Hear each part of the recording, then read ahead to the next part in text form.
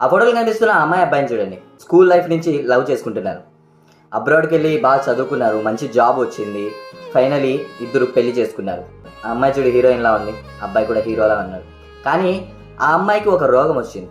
ఆ రోగం వల్ల తన జీవితమే మారిపోయింది. బ్రెయిన్ ట్యూమర్ అనే రోగం రావడం వల్ల ఆ అమ్మాయి ఇప్పుడు 2-3 years నుంచి కోమాలోనే ఉంది.